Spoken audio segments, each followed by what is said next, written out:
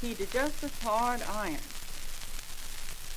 Although the Epiornis or rock that lived in Madagascar and the moa are extinct, the camel sparrow, linked with them in size, the huge sparrow Xenophon saw walking by a stream, was and is a symbol of justice.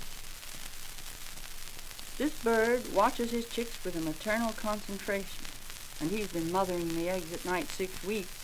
His legs their only weapon of defense. He is swifter than a horse. He has a foot hard as a hoof. The leopard is not more suspicious. Yes, this is he whose plume was anciently the plume of justice, whose comic duckling head on its great neck revolves with compass needle nervousness when he stands guard. In S-like foragings as he is preening the down on his leaden-skinned back. The egg piously shown as Leda's very own from which Castor and Pollux hatched, was an ostrich egg. And what could have been more fit for the Chinese lawn it raised on as a gift to an emperor who admired strange birds than this one, who builds his mud-made nest in dust, yet will wade in lake or sea till only the head shows. A nervous, restless bird that flees at sight of dangers. He feigns flight to save his chicks, decoying his decoyer. Never known to hide his head in sand, he was the best of the unflying Pegasi, for the Greeks caught a few wild asses, but no ostrich. Quadruped-like bird which flies on feet, not wings. His moth-silk plumage wilted by his speed, mobile plumes and tail, behaving as a sail. 600 ostrich brains served at one banquet, the ostrich plume-tipped tent and desert spears, jewel-gorgeous ugly eggshell goblets, 8 pairs of ostriches in harness.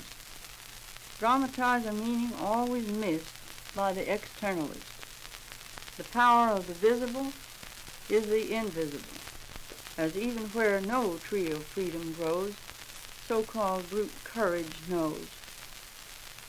Heroism is exhausting, yet it contradicts a greed that did not wisely spare the harmless solitaire or great auk in its grandeur. Unsolicitude, having swallowed up all giant birds, but an alert, gargantuan, little-winged, magnificently speedy running bird. This one remaining rebel is the sparrow camel.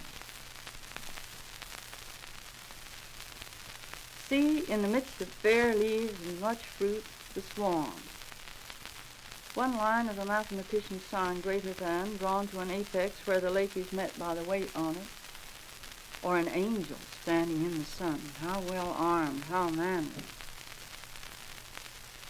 And promenading in sloughs of despond, a monster, man when human, nothing more, grown to immaturity, punishing debtors, seeking his due, as an arrow turned inward has no chance of peace.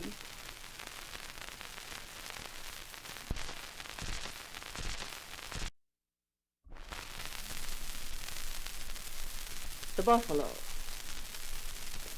Black and blazonry means prudence, and Niger unpropitious. Might hematite black, incurved, compact horns on a bison have significance?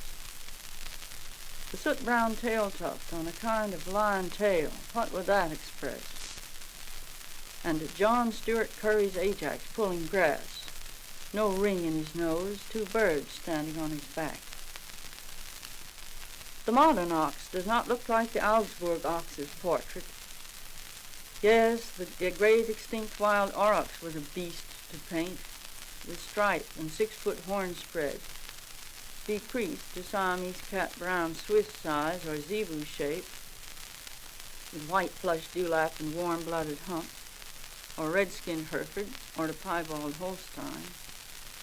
Yet some would say the sparse-haired buffalo has met human notions best. Unlike the elephant, both jewel and jeweler in the hairs that he wears.